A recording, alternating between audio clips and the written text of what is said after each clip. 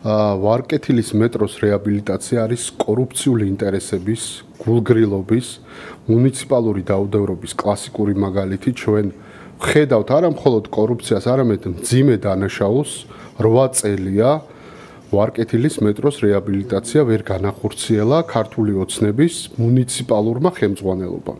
და ეს არის, რა თქმა უნდა, კორუფციული ინტერესებით ნაკარნახევი და ბადა კონსტრაქშენი, რომელიც წლების განმავლობაში იყო პასუხისმგებელი რეაბილიტაციაზე, არის ხელისუფლების ივანიშვილის რეჟიმის ფავორიტი კომპანია. ფავორიტიზმი, ნეპოტიზმი და კორუფციული ინტერესები არის სწორედ მიზეზი იმისა, რომ ახლაც იქ მიმდინარეობს რეაბილიტაცია, არ არის ვარკეთილის არა თუ მეტროსადგურის რეაბილიტაცია დამთავრებული, არამედ დაწყებულიც არ არის ნორმალურად. და რა თქმა უნდა, ამასთან დაკავშირებით კონკრეტული კითხვები უნდა აწუხებდეს პროკურატურას, კახი კალაძის და მისი მაღალჩინოსნების მიმართ.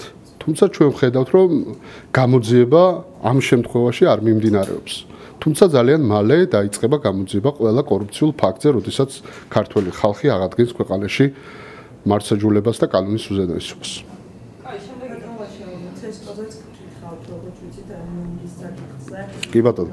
გამოხმაურება მოყვა ამ ამბავს და აი რას უპასუხებთ სპეკულაციებს დაიდო. დიახ, გასაგები. მართლ პარტიაში ამბობენ, რომ მაინცო ინარჩუნებს ბენო ესე ვთქვათ ნომრის საკითხს, თქვენ გასაგებია რომ იდენტობის შენარჩუნების ნაწილით ხსნით მათ შორის, თუმცა ისინი ამბობენ, რომ უცხოეთი დანელოდებით, ესე ვთქვათ, დირექტივებს და შეიძლება შეცვალოთ პოზიცია და ანუ ჩვენ არ გვაინტერესებს რას ამბობს რუსული პარტია, რუსული რეჟიმი. ჩვენ რა თქმა უნდა რუსულ სპეცოპერაციაში მონაწილეობას არ ვიღებთ, ეს არ არის საარჩევნო რეგისტრაცია, ეს არის ნომრის საკითხი და 5 ნომერი არა მხოლოდ საარჩევნო ნომერია, არამედ ჩვენი პოლიტიკური იდენტობის ნაწილია და რა თქმა უნდა, როდესაც ქართველი ხალხი დაამარცხებს რუსულ რეჟიმს და აღდგება ქვეყანაში დემოკრატია, ჩვენ მივიღებთ სწორედ ამ ნომრით მონაწილეობას თავისუფალ და სამართლიან არჩევნებში და მე დარწმუნებული ვარ, ეს დღე ძალიან მალე დადგება. კიდე ერთხელ ვთქვათ, რომ ანუ პირობითად რომ არ მიგემართათ რა შედეგი დადგებოდა, მაგალითად იგივე რომ ნომერს დაკარგავდით სიცხადისთვის, იმიტომ რომ ყველამ არის ის პროცედურული ნაწილი მათ შორის. აქ არ არის მხოლოდ პროცედურაზე ლაპარაკი, ჩვენ რუსულ სპეცოპერაციაში მონაწილეობას არ ვიღებთ. ჩვენთვის 5 ნომერი არა მხოლოდ საარჩევნო ნომერი, არამედ პოლიტიკური იდენტობის ნაწილია და ცხადია ქართველი ხალხის გამარჯვების შემდეგ, ივანიშვილის რეჟიმის დამარცხების შემდეგ ჩატარდება ქვეყანაში თავისუფალი და სამართლიანი არჩევნები და ჩვენ ამ ნომრით მივიღებთ მონაწილეობას და ეს ნომერი არის ვარდების რევოლუციის შემდგომ გატარებული რეფორმების ნომერი. და რა თქმა უნდა, ეს არის ბრენდი, რომლითაც საქართველოს გაჭრა გზა ევროკავშირისკენ, ევროინტეგრაციისკენ და მნიშვნელოვანია ჩვენთვის ამ ნომრის შენარჩუნება. და რა თქმა უნდა, ჩვენ ვხედავთ ამ ნომრის შენარჩუნებისთვის გადადგმულ კონკრეტულ ნაბიჯს და ეს არ არის საარჩევნო რეგისტრაცია, ეს არის საარჩევნო ნომრისთვის, ნომრის შენარჩუნებისთვის გადადგმული ნაბიჯი, თუმცა ის რომ რას გააკეთებს ეს შავად შეღებილი კაცი იქ ჩვენ არ ვიცით. ჩვენ რა თქმა უნდა ყოველთვის ვიყავით კონსტიტუციური პრინციპების, კანონმდებლობის დამცველები და ჩვენ ამას გავაგრძელებთ. თუ ვინმე კონსტიტუციას არღვევს, ეს არის ივანიშვილის რეჟიმი, რომელმაც გადაუხვია კონსტიტუციურ პრინციპებს. და ხომ არ ექნება ბოიკოტის საფრთხე ამ ნაბიჯის? რა ბოიკოტზე ლაპარაკობთ? აი თქვენი ბოიკოტი გადაწყვეტილი, რომ თქვათ არჩევნებმა არ მოიპოვოს აღიარება და მისმენდით, ანუ თუ მისმენდით რუსულ სპეცოპერაციაში ჩვენ მონაწილეობას არ ვიღებთ. რუსული სპეცოპერაცია 4 ოქტომბრის არჩევნები. ჩვენ ივანიშვილის არჩევნებში მონაწილეობას არ ვიღებთ, იმიტომ რომ ამას ქვია რუსული სპეცოპერაცია. ჩვენ რა თქმა უნდა შევინარჩუნებთ ჩვენ საარჩევნო ნომერს, იმიტომ რომ ეს არა მხოლოდ საარჩევნო ნომერი, არამედ არის ჩვენი პოლიტიკური იდენტობის ნაწილი, 5 ნომერი და 5 ნომერი ყველამ კარგად იცით, რასთან ასოცირდება. ასოცირდება ვარდების რევოლუციასთან და შემდგომ რეფორმებთან. სწორედ ამ რეფორმებმა მოიტანა დემოკრატიული ტრანსფორმაცია, ვიზა ლიბერალიზაცია, თავისუფალი ვაჭრობა ევროკავშირთან და ასოცირების ხელშეკრულება. და რა თქმა უნდა, ეს ჩვენთვის არის ძალიან მნიშვნელოვანი, იმიტომ რომ ჩვენ ვიყავით სწორედ ის გუნდი, რომელმაც გაჭრა გზა ევროპაზე. კონსულტაციებზე უნდა გითხრათ ლაოსა და კახალიას შორის, როგორც ვიცით, საერთო კანდიდატზე მიღების და ასევე მაჟორიტარობის კანდიდატებზე უკვე დაწყებულია მოლაპარაკებები, ადასტურებენ აღნიშნულს და ამბობენ, რომ ყველა ვინც ბოიკოტშია, ამით ესე ვთქვათ, აძლიერებს ქართულ ოცნებას. მე მოკლედ გაგცემთ პასუხს პოლიტიკურად გარდაცვლილებზე ჩვენ კომენტარის გაკეთებას აღარ ვაპირებთ. ჩვენთვის მთავარი არის ბოიკოტი, ერთიანობა და კონკრეტული წინააღმდეგობა ივანიშვილის რეჟიმის წინააღმდეგ. 4 ოქტომბერი იქნება დიდი ეროვნული შეკრების დღე და ჩვენ ყველაფერს გავაკეთებთ იმისთვის, რომ ივანიშვილის რეჟიმი მშვიდობიანად ამ ქვეყანაში დასრულდეს. თუმცა გახარიანებას თემატიკა. გაგეცით პასუხი, რომ ჩვენთვის რუსულ სპეცოპერაციაში მონაწილეობა არის წითელი ხაზი. ეს ძალები არიან პოლიტიკურად გარდაცვლილები, წასულებზე აღარ ვაპირებთ ლაპარაკს, ვინაიდან ჩვენთვის მნიშვნელოვანი არის ერთიანობა, ბოიკოტი და წინააღმდეგობა. ახალი ტალღა, რომელიც წალეკავს ივანიშვილის რეჟიმს. წასულების შანსებზე რო ვიტყვრათ. არ ვიცი, ივანიშვილი რას დაუწერს, მე არ ვიცი. დღეს აღარ არსებობს ქვეყანაში დემოკრატია. აღარ არსებობს პოლიტიკა, რეჟიმის პირისპირ დგას საქართველოს მოქალაქეები, ტრაგედიიდან ტრაგედიამდე ცხოვრობს ყველა პასუხისგებელი, საჯარო პასუხისგებლობის სრული იგნორირებას ვხედავთ ყველა დონეზე და ამ პირობებში ახლა ტაბლოზე რა ციფრს დაწერს ივანიშვილი, ჩვენ ამის წინასწარმეტყველებას ვერ დავიწყებთ. ვინც გადაწყვიტა რუსულ სპეცოპერაციაში მონაწილეობა, მათ შეუძლიათ ეს პროგნოზები გააკეთონ.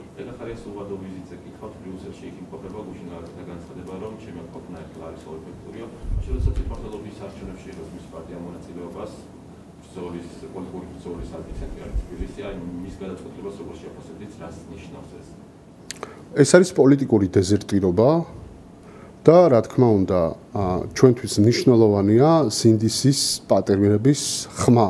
ჩვენთვის მნიშვნელოვანია პოლიტპატიმრების დახსნა ტყვეობიდან, ჩვენთვის მნიშვნელოვანია რეპრესიული მანქანის, რეპრესიული ინსტრუმენტის შეჩერება და ჩამოშლა მთლიანად რეჟიმის და ამისთვის ყველაფერს ვაკეთებთ და რა თქმა უნდა ჩვენთვის თავარ ამოცანას წარმოადგენს დიდი ერთობის შექმნა ქართველ ხალხთან და ქართველი ხალხის ნება უნდა აღსრულდეს სწორედ რუსთაველის გამზრდაზე. ამისთვის ვართ ჩვენ მოწადინებულიც და ვაკეთებთ ყველაფერს და დავდივართ რეგიონებში და რა თქმა უნდა 4 ოქტომბრის შეკრება, დიდი ეროვნული შეკრება იქნება ახალი ტალღა, რომელიც ამ ქვეყანაში რუსულ რეჟიმს დაასრულებს. პოლიტიკური დეზერტირები რა ნაბიჯს გადადგამენ, ჩემთვის არსებითი აღარ არის. ანუ არ შეიძლება რომ იქიდან თქვა რა ესეთი შეფოთრები თვითონ ამბობს, რომ ამ შეფოთრებს თუ ეხმარებიო ამ პროცესს, რომ მე გაგეცით პასუხი, ეს ბრძოლა არის საქართველოს მოქალაქის ბრძოლა ივანიშვილის გამო საქართველოს შეიძლება დაისაჯოს. საქართველოს მოქალაქემ შეიძლება დაკარგოს შენგენის ზონასთან უვიზო მიმოსვლა, ევროპასთან უვიზო მიმოსვლა და ჩვენთვის ყველაზე მნიშვნელოვანი ახლა არის ერთიანობა, ბოიკოტი და წინააღმდეგობა, რომ შევაჩეროთ და ჩამოშალოთ რუსული რეჟიმი. აი ამ ბრძოლიდან ვინც გაიქცა პოლიტიკურ დეზერტირებზე ჩვენ ლაპარაკს აღარ ვაპირებთ, ჩვენ ლაპარაკს ვაპირებთ ჩვენს თანამოქალაქეებთან, რომ აღვადგინოთ ქვეყანაში კონსტიტუციური წესრიგი.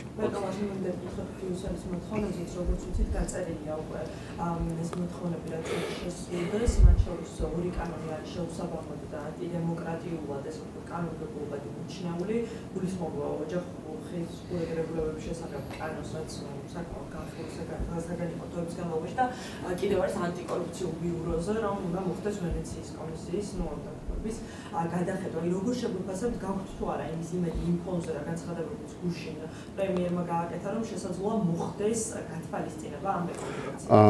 ივანიშვილის რეჟიმი თავისი არსით არის კლეპტოკრატიული რეჟიმი, ოლიგარქია, რომელიც ფულს ინახავს ოფშორებში.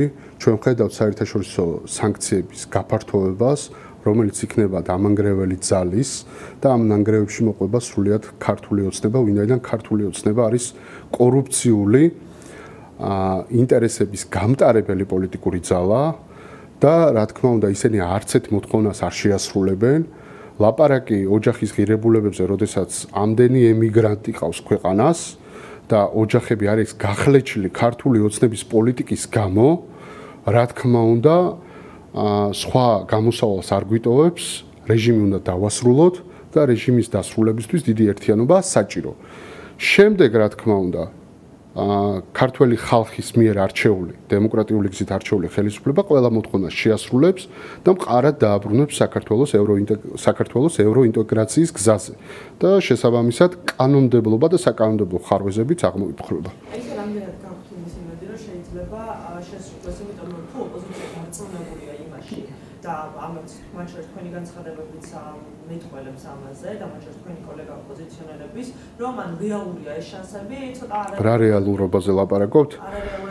საქართველოს ქონდა 12 პუნქტიანი გეგმა შესასრულებელი არ შეასრულა, თუმცა თქვენ და საქართველოს მოქალაქეებს ევროკავშირმა მისცა კანდიდატის სტატუსი პირველ რიგში ქართველ ხალხს და არა ივანიშვილის რეჟიმს, მათ შორის უფრთხილდება ქართველ ხალხს, იმიტომ რომ ქართველი ხალხი რუსთაველის გამზირზე უკვე თვეებია იბრძვის თავისუფლებისთვის. ამიტომ მნიშვნელოვანია ქართველი ხალხის ბრძოლა. არ უნდა დაისაჯოს ქართველი ხალხი ივანიშვილის გამო, რუსული პოლიტიკის და რუსული რეჟიმის გამო და ჩვენ ამიტომ დავდივართ რეგიონებში, ამიტომ ბოიკოტი, ამიტომ წინააღმდეგობა, ამიტომ ერთიანობა. რაც შეეხება რას შეასრულებს, შეგიძლიათ ზარქუას რიტორიკა დასერჩოთ, ნახოთ მისი უშვერი ლანძღვა გინება ევროპელი დიპლომატების, ევროპელი ბიუროკრატების, ევროპარლამენტარების მიმართ და კარგად ამოიცნობთ სურვილს ივანიშვილის, რომ საქართველო ბოლომდე იზოლაციაში მოექცეს და საქართველოს ჭორვილიზაცია მოხდეს. როგორც მან თავდაპირველად თქვა, საქართველო უნდა ყოფილიყო სოფელი და დღეს ვართ სწორედ ამის პირისპირ.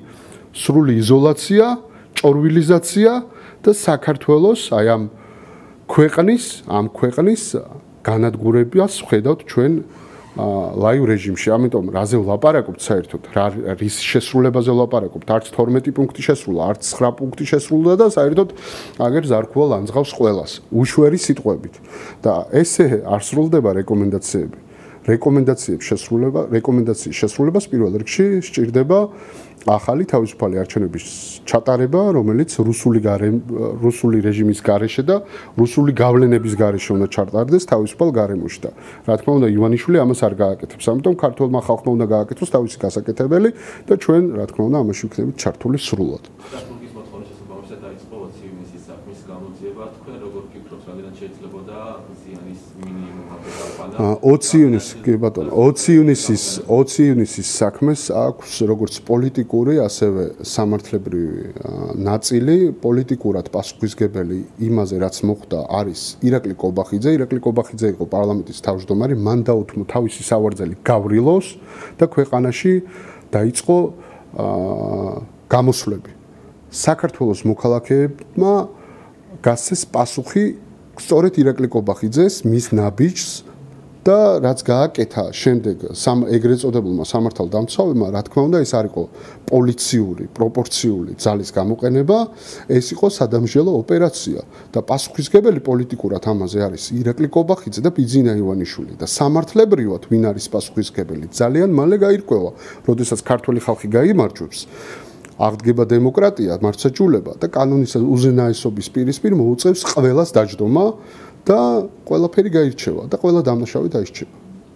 და ამ საკითხთან დაკავშირებით უკვე გასცდა ის კითხვები გიორგი გახარიას მიმართ, რომ მან გასცდა თუ არა ბრძანება ტყვიების გამოყენებასთან დაკავშირებით, თქვენთვის ამდენად იყო პასუხები თავის დროზე გაცემული საკონსულტაციო? ჩემთვის პასუხები დღემდე არ არის გაცემული და ყველა კითხვაზე პასუხი იქნება მაშინ, როდესაც იქნება მართლმსაჯულება და კანონის უზენაესობა.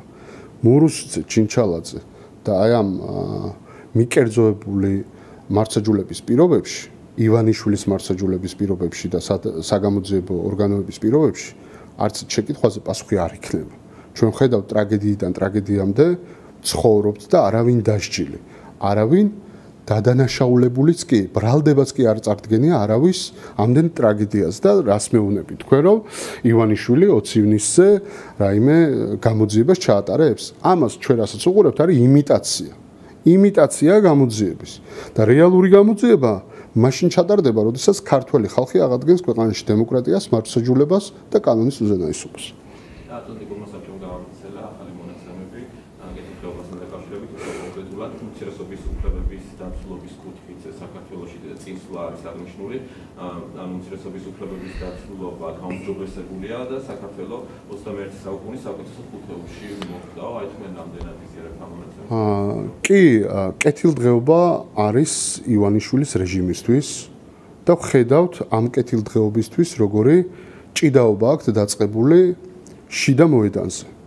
რიჟვაძის საქმე, ბიზნესმენებზე რეპრესია, დაპირისპირება, შიდა განხეთქილება, თურმე ვიღაცეები თანამშრომლობენ ოპოზიციასთან, გამოაქვთ შიდა ამბები, უბედურება ტრიალებს ქართულ ოცნებაში. კი, კეთილდღეობა, მოპარული ფული მათთან არის და ამას ძალიან მალე დაიბრუნებს ქართველი ხალხი. არავის შერჩება ნაძარცვი ფული, არც ივანიშვილს და არც ივანიშვილის რეჟიმის წარმომადგენლებს და ეს მალე მოხდება. და როდესაც ლაპარაკობთ კეთილდღეობაზე, ჩვენ ამ კეთილდღეობას ვხედავთ ივანიშვილის რეჟიმის მხარეს. ნაძარცვი ფული, კორუფციული ინტერესებით დაგროვებული ქონება და ეს ქონება ძალიან მალე ჩამოერთმევა ამ ხალხს. მაგრამ შიგნით რაც დაიწყო ივანიშვილმა, ქართული ოცნების წევრების გაპარსვა, რეპარაცია, რეპრესიები, რა თქმა უნდა, ეს იმას ნიშნავს, რომ ძალიან მალე დაინგრევა ქართული ოცნება და ქართველი ხალხისთვის აღდგება საშუალება, რომ ქონდეთ ეკონომიკური სიკეთე და კეთილდღეობა. უმცირესობების უფლებების დაცვის თვალსაზრისით რას ვფიქრობთ? რელიგიური, ეთნიკური სხვა ჯგუფების უფლებები რამდენად? ჩამოაყალიბეთ შეკითხვა რა თავი. ანუ აბსოლუტურმა საბჭომ გააცხადა. გავიგე, კი. საქართველოში წარმატება აღნიშნულია უმცირესობის უფლებების. ანუ რიჟვაძეს რო 500 მილიონს თხოვენ, ეგ არის წარმატება? უმცირესობის. აი თქვენი აზრით რიჟვაძემ 500 მილიონი საიდან დააგროვა? ეს არის რელიგიური, ეთნიკური. გავიგე, აი უბრალოდ მაინტერესებს რიჟვაძემ რო 500 მილიონი დააგროვა, ან 100 მილიონს რო თხოვენ ლილუაშვილს, ან კახიკალაძეს 800 მილიონს რო თხოვს ივანიშვილი და უკვე ეს ამბები რო ღიად გამოდის. თქვენ რას ფიქრობთ მაგაზე? ეს არის კეთილდღეობა თუ ეს არის ქართველი ხალხის ძარცვა? ანუ ატლანტიკურ საბჭოს მონაცემებზე. რა ატლანტიკურ საბჭოზე ლაპარაკობთ? ათასობით ემიგრანტი, მილიონობით ემიგრანტს ხედავთ, რომლებიც აგზავნიან საქართველოში ლუკმაპურისთვის თანხას და ამ თანხასაც იპარავს ივანიშვილი. რა კეთილდღეობაზე ლაპარაკობთ? ქვეყანაში არის რეჟიმი, თქვენი ტოლა ახალგაზრდები არიან ციხეში თავისუფლებისთვის. უმცირესობის უფლებები კი არა, არავის უფლებები არაა ხალხო დაცული. ლიდერშიპი, ოპოზიციური ლიდერშიპი არის ციხეში მხოლოდ და მხოლოდ ერთი ბრალდებით, რომ მათ ქვეყანას არ უღალატეს, ქართულ ხალხს არ უღალატეს. რაზე ლაპარაკ, ვისი უფლებაა დაცული? მხოლოდ ივანიშვილის უფლებაა დაცული. და როგორ არის რიჟვაძის უფლება დაცული? აი ვნახეთ საგარეჯოში. მარტო ივანიშვილის უფლებაა დაცული და მისი მონების. რაც შეეხება ქართველი ხალხის უფლებებს, არის არამხოლოდ დარღვეული, არამედ რეპრესიებს ვხედავთ. სამართალ დარღვევათა ეს ოქმები, რომ მოგდის 5000 ლარიანი, თქვენი აზრით, ეს არ არის რეპრესიული ინსტრუმენტი? კეთილდღეობას ხმარდება ეს? აი რაზე უნდა ვილაპარაკოთ? აი ხა ნორმალურად უნდა ვილაპარაკოთ. პატიმრები, სინდისის პატიმრები ბნელ ოთახში რო დააყენეს ახლა კამერა, თქვენი კამერაც რო ვერ შედის იქ, რომ ხალხმა ნახოს სიმართლე, ეს ნორმალურია? ვინმეს უფლება დაცულია სასამართლოში? აი თქვენ როგორ ფიქრობთ? აი თქვენი ტოლა ბიჭები, ქვეყნის სიყვარულის გამო, ახლა რო საერთო სასამართლოში, თბილისის საქალაქო სასამართლოში რო არიან დარბაზებში და თქვენი კამერა, აი თქვენი კამერა, თქვენ ხო სახელმწიფო არქი ხართ, თქვენი კამერაც რო ვერ აღარ აღწევს იქ, ეს ნორმალურია? ვინმეს უფლება დაცულია ამით? აი რას ფიქრობთ თქვენ? კი, მეთანხმებით, უბრალოდ ამას ვერ იტყვით. არავის უფლება ამ ქვეყანაში არ არის დაცული. ვისი უფლებაც არის არამხოლოდ დაცული, არამედ უპირატესი უფლება აქვს. არის ივანიშვილი. ივანიშვილის რეჟიმია ქვეყანაში და ძალიან მალე ქართველი ხალხი ივანიშვილის რეჟიმს დაასრულებს. ამ ორგანიზაციის კვლევას არენდობით ანუ ატლანტიკურ საბჭოს თუ არა? რა ვიცი, პასუხი გაგიცით. ამოწურეთ. და ერთი კითხვა მოლდოვასთან მიმართებაში, რატომ დგას მოლდოვის გაწევრიანება ევროპულ კავშირში საქართველოსზე წინ, მაშინ როდესაც საქართველოს გაცილებით უფრო უკეთესი ეკონომიკური მაჩვენებლები აქვს, ამას საუბრობენ მართლ გუნჩიც და საუბრობენ უსამართლობაზე, ორმაგ სტანდარტზე, რომ საქართველოს მიმართ უსამართლო მიდგომებს ახორციელებენ. მოლდოვაში ჩატარდა თავისუფალი არჩევნები. 2024 წლის 26 ოქტომბრის არჩევნები არ იყო არჩევნები, ეს იყო რუსული სპეცოპერაცია. ჩვენ ახლაც უყურებთ ახალ რუსულ სპეცოპერაციას. და თქვენ როგორ ფიქრობთ? რა განსხვავებაა მოლდოვასა და საქართველოს შორის? იქ არ არის ოლიგარქია, აქ არის ოლიგარქია. იქ არის დემოკრატია, აქ არ არის დემოკრატია. იქ ადამიანის უფლებებს იცავენ, აქ ადამიანის უფლებებს არ ღვევენ. თქვენ კოლეგებზე ძალადობა ვნახეთ, ვინმე არის დასჯილი? მოლდოვაში ჟურნალისტებს ძალადობენ პირდაპირ ეთერში? ანუ, ეხლა გამეცით პასუხი, ეს ნორმალურია და ვერ ხედავთ განსხვავებას მოლდოვასა და საქართველოს შორის? მაკაჩიხლაძეზე რო თავზე რო გადაიარეს, ვინმე დაისაჯა? თქვენი კოლეგა არ არის? აი ეს არის განსხვავება. მოლდოვაში ეს არ ხდება. აქ ხდება. აი ეს არის განსხვავება. თვითონ ამ მაჩვენებლებზე აკეთებენ აქ. გაგეცით პასუხი. გაგეცით პასუხი. პასუხი გაგეცით. ადამიანის უფლებებზე აკეთებთ აქ. ხო, აბა რა ეკონომიკაზე ლაპარაკობ? გაგეცით, ვისი ეკონომიკაც და ფულიც და ჯიბეც ივსება არის ივანიშვილი. და რომ მოაკვდა სანქციების გამო შემოსავალი, რეპარაცია და გაპარსვა დაიწყო ქართული ოცნების წევრების. ამის ნათელი მაგალითი არის რიჟვაძის საქმე. ეს არის ჩემი პასუხი. გადავიდეთ კადრებზე.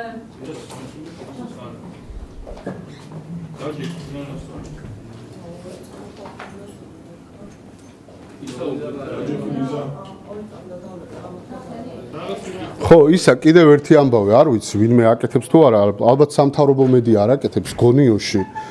მშენებლობისას ხარაჯი ჩამოვარდა და ადამიანის სიცოცხლე შეიწირა, რომ იცოდეთ. კიდევ ერთი ტრაგედია დატრიალდა, რომელზეც პასუხისმგებელი არის მუნიციპალიტეტი. და ერთ განცხადებას გავაკეთებ, მე მგონი ლაივ სტრიმში ვართ.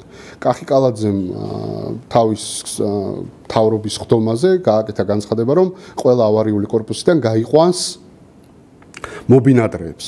თუმცა ყველაზე მნიშვნელოვანი არის ის, რომ არა მხოლოდ მობინადრეები უნდა გაიყვანონ ავარიული კორპუსებიდან, არამედ ესეთ ლოკაციებზე უნდა იყოს სამოქალაქო უსაფრთხოების წესები დაცული. უნდა იყოს ღობურა, უნდა იყოს უსაფრთხოების ლენტი, რომ თითეული ჩვენი თანამოქალაქე თბილისელი იყოს დაცული. როდესაც ქუჩაში გადაადგილდება, ეს არის ჩვენი მოთხოვნა და ამასთან დაკავშირებით ჩვენ არაერთი ამბავი გვექნება ძალიან მალე.